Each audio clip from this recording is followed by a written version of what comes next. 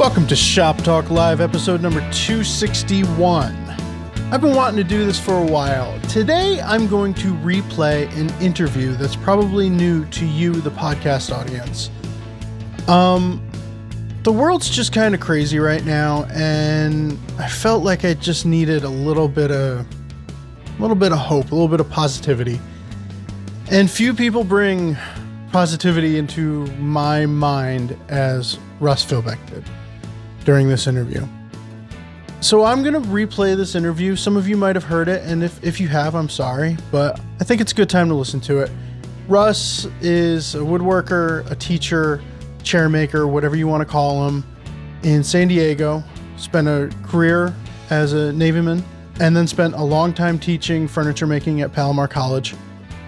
Since then, has really started doing a lot of philanthropic work with President Carter.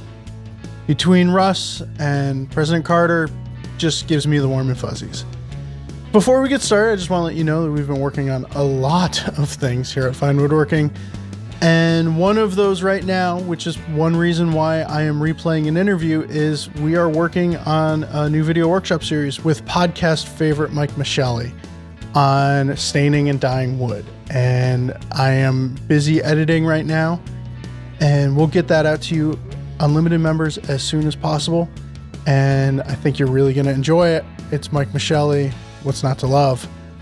Quick reminder, if you're interested in digging in deep to the computer modeling program SketchUp and you want it geared to strictly woodworking, now's the perfect time. Head on over to foundationsofwoodworking.com/SketchUp to be notified when registration begins for our new SketchUp class with Dave Richards, who is amazing.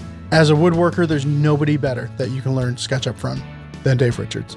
So everybody, be safe, be kind to each other, be patient with each other, take care of each other, and enjoy this interview from a couple of years back with Russ Filbeck. So Russ, would you call yourself a chairmaker or a woodworking teacher? What would you... That's hard to nail down. Yeah. I came out swinging. I love teaching. Yeah. And that's why I still teach privately here in my shop. And I totally enjoyed the 22 years I taught at Palomar College. But it's really hard to define me as one or the other, but certainly a woodworker. And my past several years, obviously, its passion has been for chairmaking. When did you make your first chair? 1982. It was a Maloof rocker. I didn't bother to ask anybody if I should take another or learn how to make another chair first. Yeah, that's. Yeah, that chair has a lot of warts. Start simple. It still is comfortable, and do you still have it? I do. That chair I made from black cherry that grew on my great-grandfather's farm, and his name was Jacob Filbeck. Okay. And so my youngest daughter named her youngest boy Jacob after him. And so I told her when he's old enough to go out on his own, I want that rocking chair to go to him. So 7 generations from Jacob Filbeck to Jacob Dolan. And so... How did you come? I mean, where did you get the tree from? In 1972, the tree was dozed out. It's back in Missouri, and it was dozed out to make room for a big electrical power line. But at that point, you were in San Diego. I was, but my dad knew about it, and he and my nephew went and rescued it from the burn pile and cut it into lumber. And 3 grandfather clocks were made. I made that rocking chair, some cradles that my dad made, and I've made a spoke shave from that tree for all the descendants of my great-grandfather. So they all have a piece of that tree. That's incredible. Yeah, they've got a nice functioning tool, but obviously most of them just have it as a keepsake. Yeah, but it's a keepsake of their generations past and your work and something that you're known for, spoke shaves. And I gave them a letter Yeah. describing the events of that tree's life on my great-grandfather's farm and my dad harvesting it. And my dad's brother, my uncle, in his memoirs, talking about that tree, as a boy, he remembered seeing the blue jays walking around on the ground drunk. Off of the fermented fruit from that tree.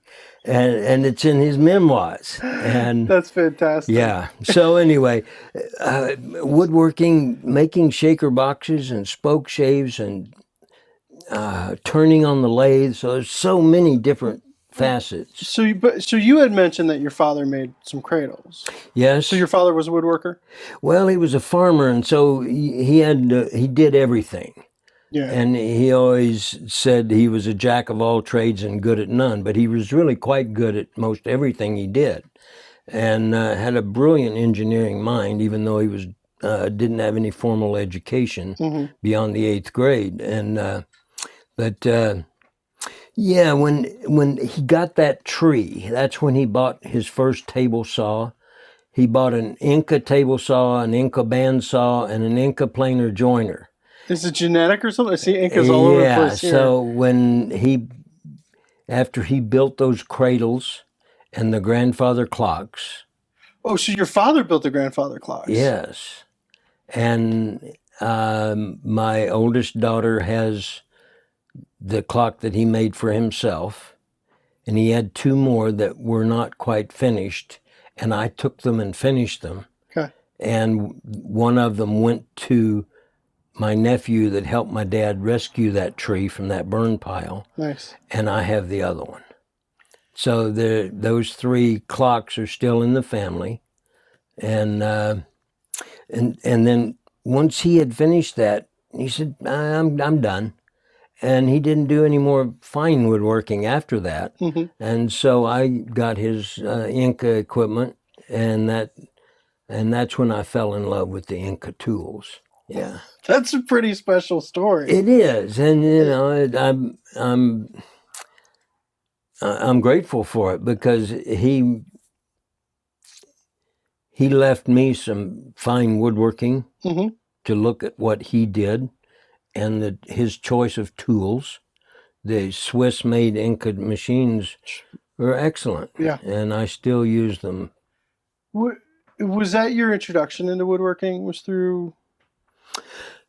I had a high school class. Before I joined the Navy, I had one class in high school as a senior. And I just remember that fondly. Made a little, kind of a little table with a little hog trough bookshelf underneath of it for putting books in. And my oldest sister still has that. Does your family not throw anything away? No, farmers don't do that because everything will have a use. Yeah, everything comes around to have a use. Earlier, you used a line that your father said, use it up, wear it out, or do without.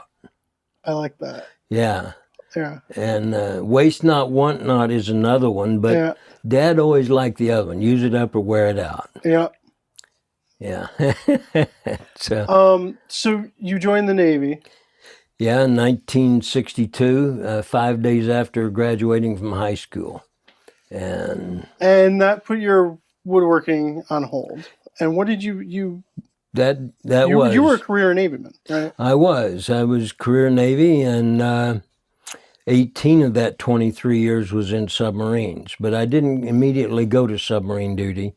I initially went to a World War II cruiser, and I was a machinist mate, so I was in the engine rooms with the steam propulsion.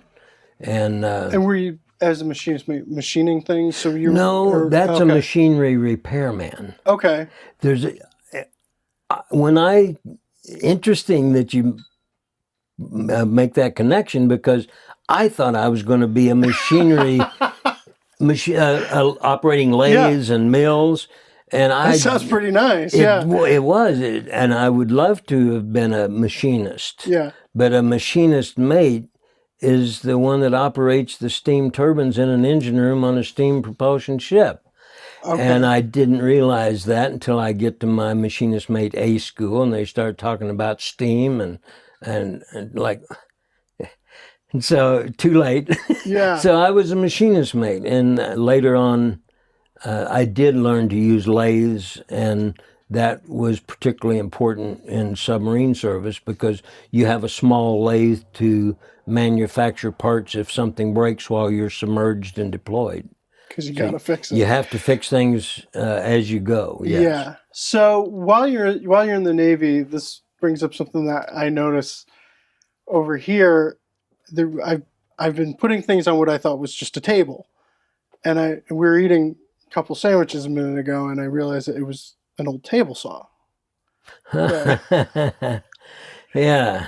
My table saw is the very first tool that I ever got. And that was immediately after, or very shortly after meeting my wife and getting married.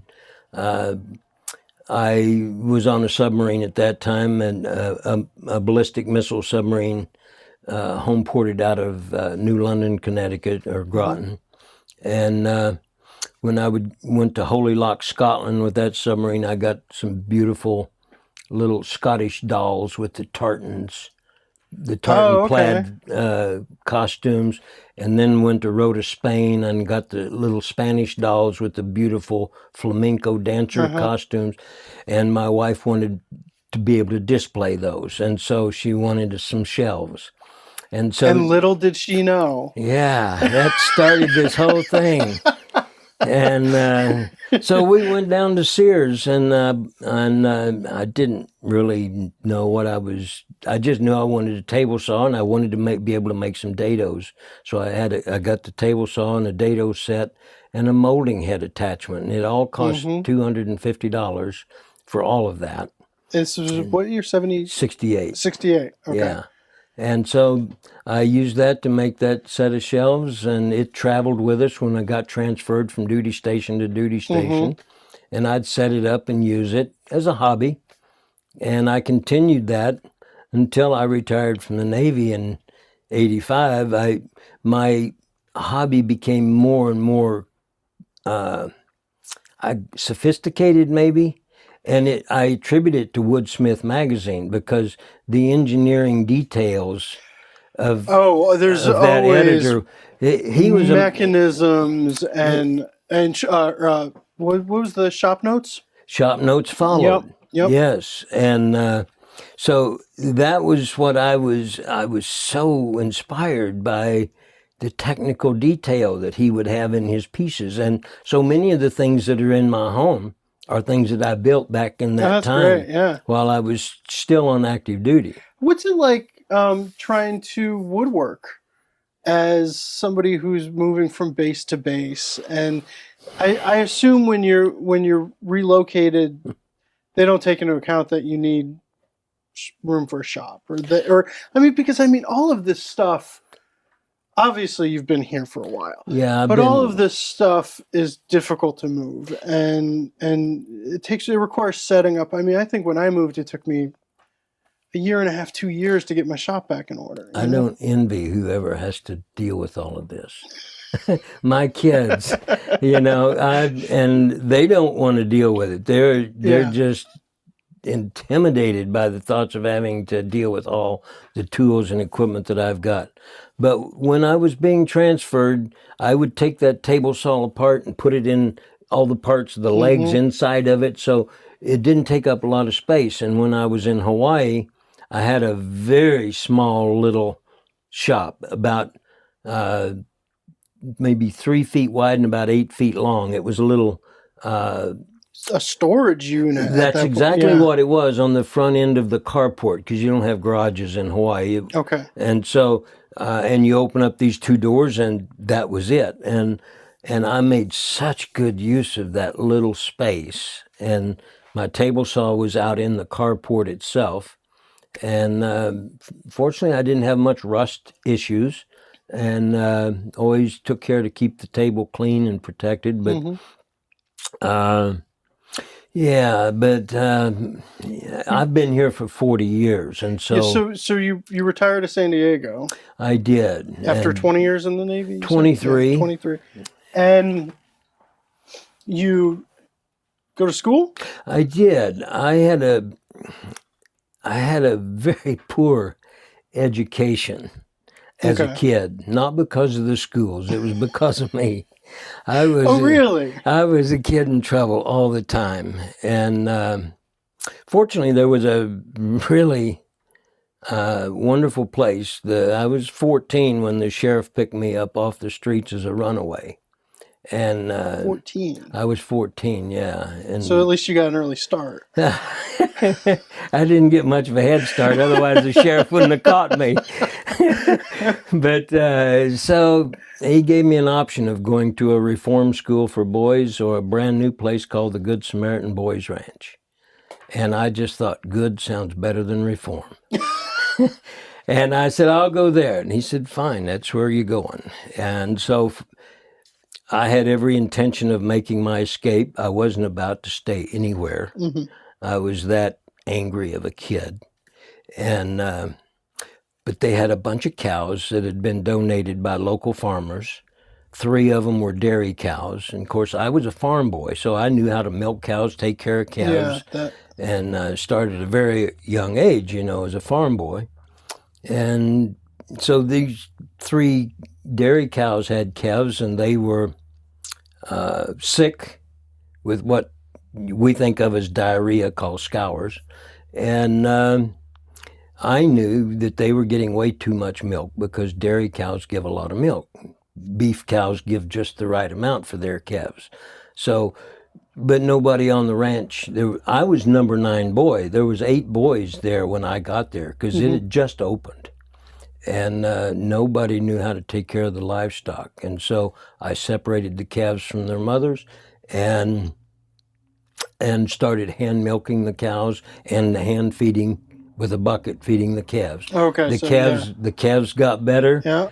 And they were able to stop buying milk for us boys to drink because we had plenty of milk to drink. And you're 14. Yeah, and all somehow of a sudden you start taking on this ownership or this responsibility. And so I forgot to run away. I did. How long were you there? I was only there about 7 months. And my older sister... That's a long time. Well, I'd have been there until I joined the Navy, but my older sister, nobody knew where I'd been taken. And none of my family was informed of where I had been taken. So, but my sister found out, and she came and convinced me to come live with her and her husband. Okay. And that turned out okay. But as soon as I graduated high school, I was in the Navy, and because I still didn't like my home life, and that's boys do that. So joining the Navy was perfect for me. It allowed me to grow up, have objective discipline exercised, if you will. And so because of that, what I consider poor education, when I retired from the Navy, I used my GI Bill to go back to school, and I got my bachelor's and master's degrees at San Diego State in industrial studies, woodworking, metalworking, drawing. And I started my own business in furniture restoration while I was... Why furniture restoration? Mechanical. Okay. I just figured I knew I could fix things, and that's what I did, obviously, as a machinist mate in the submarines, and you had to repair, and it just seemed like a good combination. I like to work with wood, and so, and I really learned to enjoy finishing while I was at San Diego State. Mm-hmm. And Palomar College became aware of my work. I was entering pieces in the Design and Wood Show at the San Diego County Fair. Mm-hmm. I was president of the San Diego Fine Woodworkers Association by that point. And so I was just really enjoying learning, going back to school, and learning all these new things. And it was really a challenge. So you move on to teaching at Palomar. You were there for 22 years. 22 years again, or I mean, You don't go anywhere for just a short stint, do you? I'm on my third career now, and I hope it lasts long. What was one of the main challenges of teaching at a school like Palomar, where you've got new students coming in all the time? What was that like? I had been a teacher in the Navy, and I taught on Ford Island in Pearl Harbor. I taught submarine auxiliary equipment, so I had already begun to learn. It was a joy to teach what you knew to others that were going to use this. And when you're teaching fellow submariners, they have to know this. Yeah. And so I'm sure it's different where it's like, you know this or you might die. Yes, compared to you know this or your furniture is going to fall apart. But for me, it was no real difference, because when it came to the finishing classes, I felt that it was absolutely important that they know how to finish things correctly, and the hazards of the dangers of oil finishing products and that sort of thing. So to me, it was just as important. Obviously, one is life or death in operating a submarine, but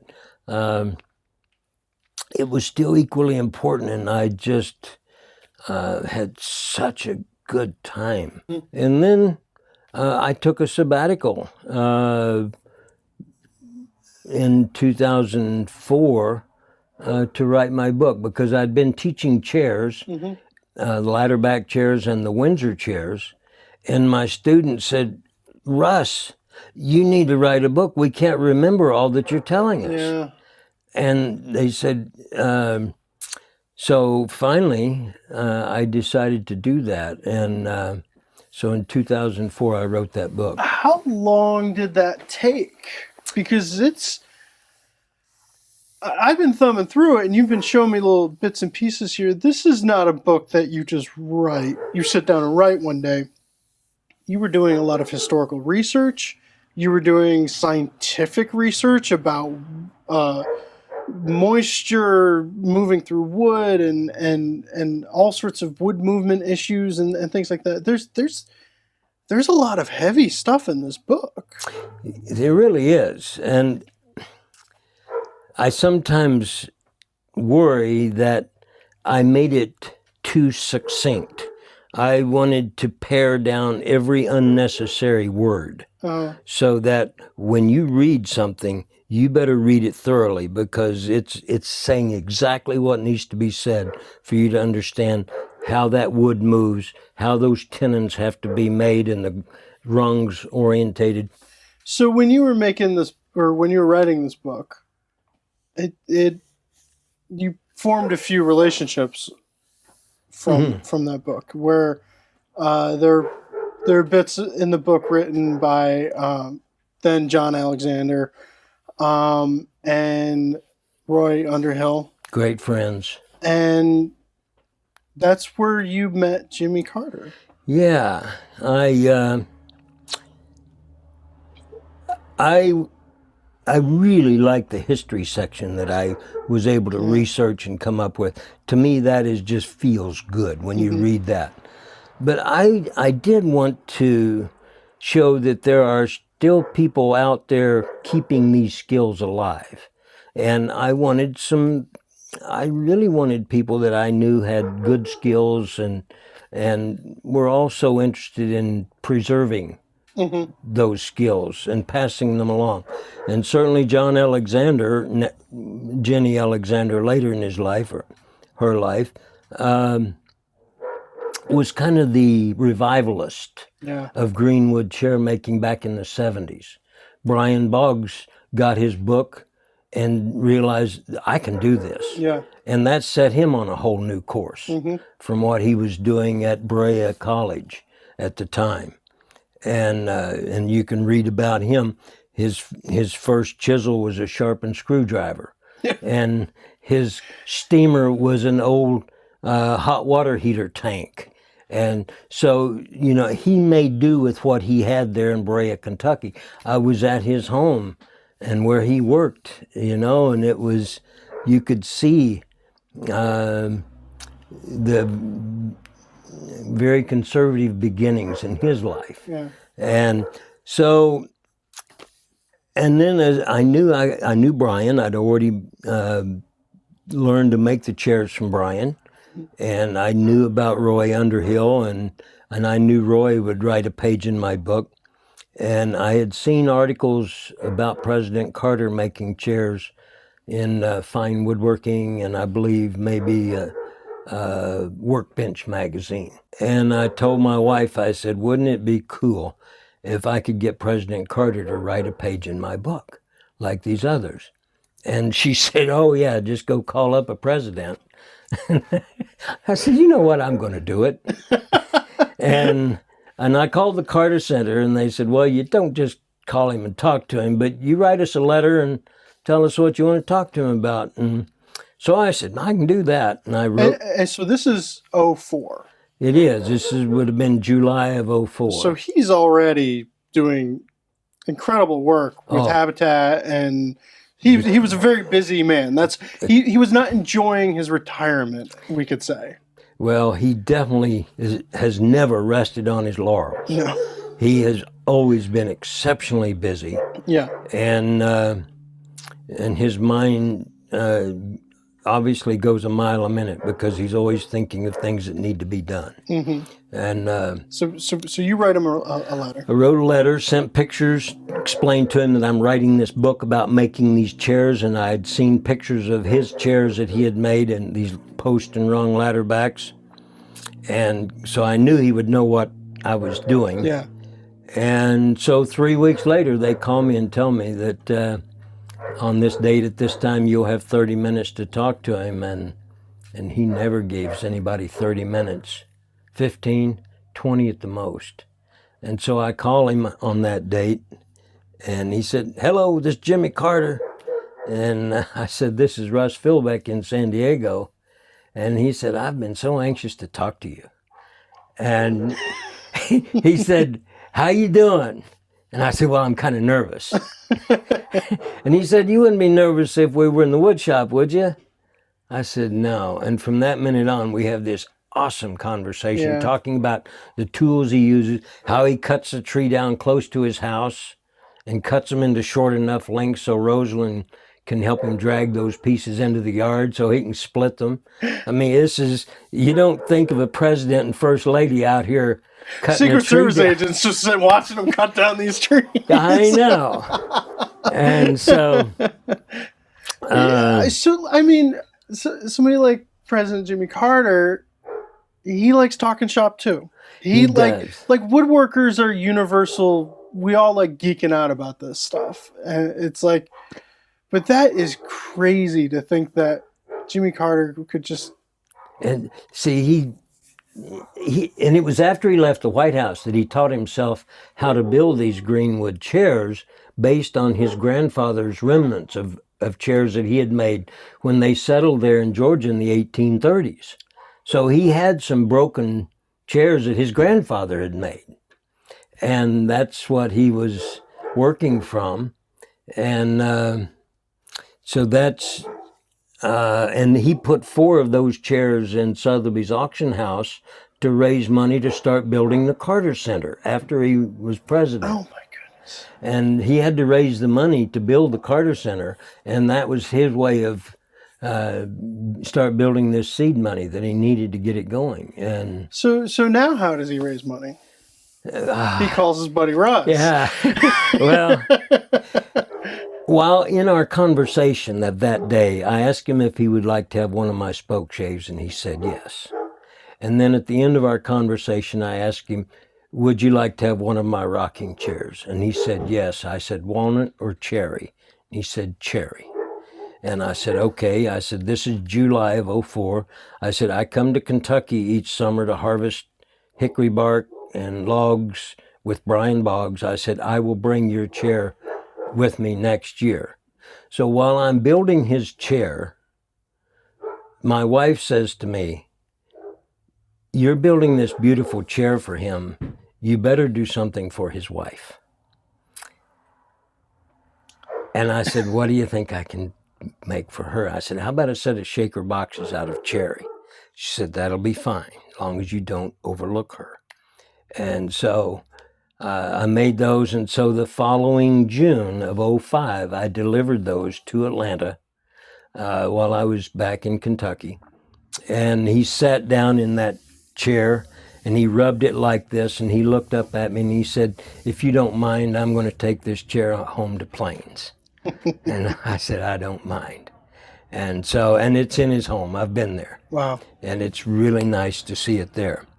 But he went behind his desk and took out several books that he's written. He's written 36 books since he left the White House. But he took out about 3 or 4, maybe 5 of his books and started signing them to me. Mm-hmm. And I get back here to San Diego and read them. And in one of them, he talks about how he makes a piece of furniture each year to go in this fundraising auction that raises money to keep the Carter Center going. Because the Carter Center is a separate entity from the Presidential Library and Museum, which is federally maintained. Okay. Not the Carter Center. And because the Carter Center is a completely separate entity where he would get heads of state together to solve problems. And he and Rosalind decided that they were going to tackle these awful diseases around the world: guinea worm, river blindness, lymphatic filariasis, onchocerciasis, trachoma, blindness issues. And their success has been phenomenal with how the Carter Center goes into these countries, helps the people to solve the problems for themselves. They don't go in there and just do it for them. They teach them how.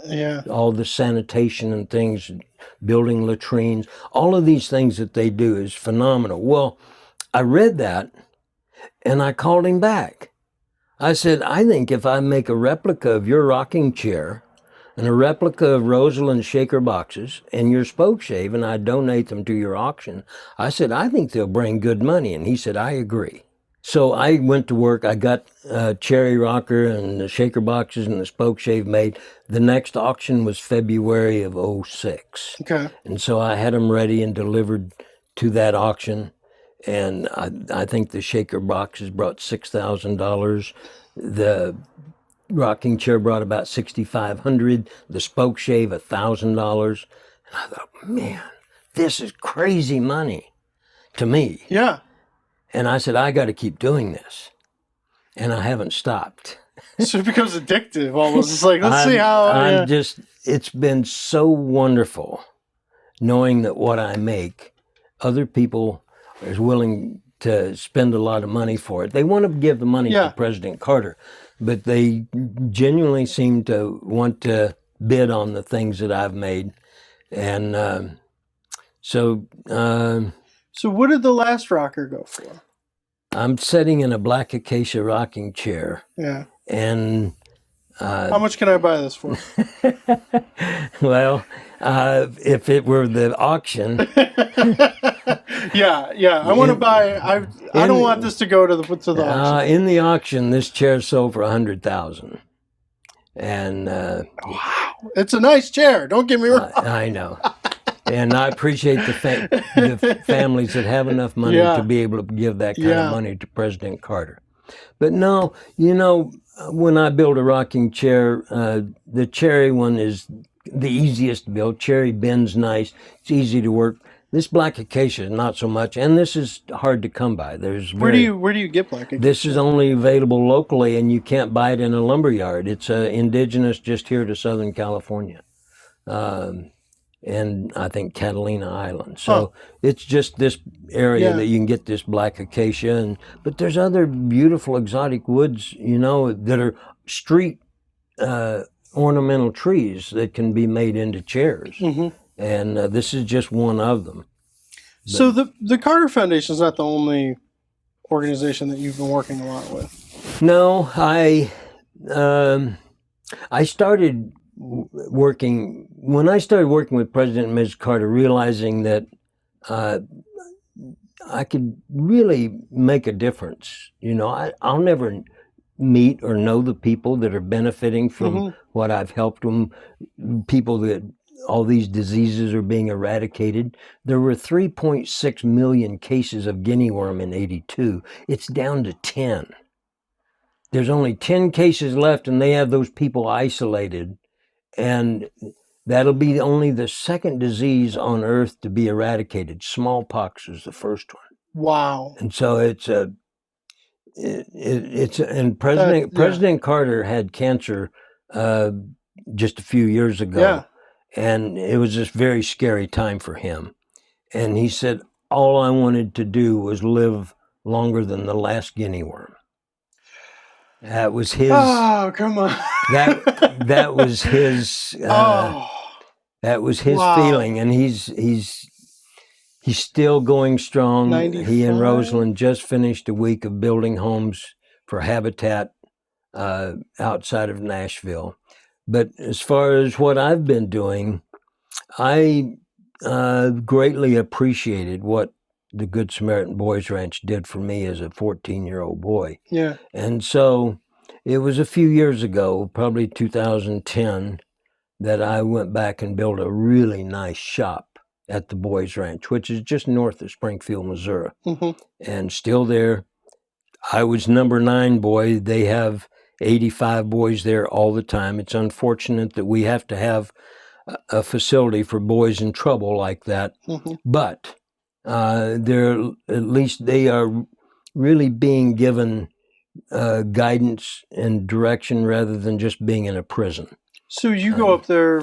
I go there every summer when they get out of school. Now that I have that really nice shop, my friends donated well over $100,000 worth of tools and machines, which I set up in the shop. The ranch director built the building for me so that I would have a place to come and teach the boys woodworking each summer when they get out of school in June. What kind of projects do you teach them? Well, certainly I demonstrate turning on the lathe, turning pins, turning tops, but I have the boys make shaker boxes. So that's a good project. It is, and I give them a shaker box. I give them a fairly large shaker box so that they can keep a pin that I turn for them, a top that I turn for them, and a little race car that I make for them. And they have a place to keep these things. Yeah. And then I have them make one. And while they're making their box, I tell them, you don't get to keep this box. And I get that look like, well, why not? And I said, because you already have one. I made one for you. You don't need 2. I said, what I want you to do with your box that you've made is think of a person that's been kind to you. And I want you to give that to them and thank them. Because, it's probably the first thing they've had to give to someone, and especially to thank someone. So it's my way of teaching them that not everybody in the world is mean. Yeah. And so it's the change in their face when I say that I want you to give it to someone. Yeah. It's from like, why don't I get to keep it? To, oh man, I know just who to give it to, and it may be their therapist. Yeah. If they still have a family, many times it's, I've got to give this to my mom. Yeah. So it makes them stop and think. And so it's a nice way to teach them how to use their hands, to feel that hot wood in their hands as it bends around that form. Well, a shaker box, it's a project where it's like you're manipulating wood in ways that you wouldn't think you could. Yeah, we take it right out of the boiling water. And it's a useful item. And so have you seen some of the boys who take to it quicker than others? Is the fire lighting in some? Some. Yeah. And there's always those that have so much anger and resentment in their lives that it doesn't come as easy for them. Yeah. Others come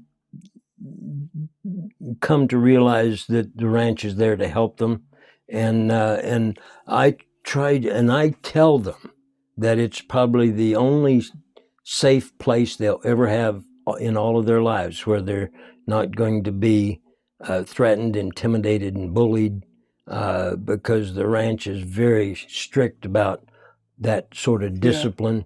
And Do they know that you were at the ranch? yeah, I let them know that, because they will try to test their limits against me a little bit, and I will let them know that I was number 9 boy, and so I still think exactly like you are thinking, and that sets them back a little bit. And their eyes brighten up, and then they pay attention after that. Well, I mean, just the idea. Number 9 went on to spend 20 some odd years in the Navy and teach at a college for 20 years. And I mean, it's at least to some, it's got to be pretty inspiring to see. Heck, it just gave me chills just thinking about it. Yeah, because it's like you did it. Yeah, and you did it, and you're helping other people do it. When you go back and stop and think a little bit about that, I always felt like I was just a tumbleweed being blown by the wind, and wherever I landed, I just took hold with whatever I was doing, and so I never felt that I really had much direction in life. But now it's a little different. I really feel like I'm there's a word for people that give and do stuff. I can't think of the word right at the moment, but philanthropic, is that it? Okay, yeah. Where I'm able, now at this point in my life, I'm able to help President and Mrs. Carter, able to help these boys. One is an international thing. One is right here, grassroots, at home. Yeah, so one, you're working with the actual people you're helping. Yeah. And one, you're just helping someone raise money. Not just, I shouldn't use that word, but you're firing on all cylinders, though. It's been a fabulous journey. Yeah. And of course, my wife's been just awesome. I was gonna say, in every single one of these little stories, she kind of nudged you in the right direction. 52 years. 52 years. And while I was in the Navy, when I made chief petty officer, she made senior chief. So it was, and she didn't hesitate to let me know that. Yeah. So it's been a great, rewarding marriage, family, 2 great daughters, and they have children, 6 grandchildren, 2 great granddaughters. Yeah, from the oldest grandson. Yeah, so. Well, thank you so much for inviting us into your shop and sitting down talking. We made a couple of videos on some of the techniques you use, and those will be up on the website, of course. And your shop is incredible. It didn't totally make sense to me until you told me that submariners make use of every cubic inch.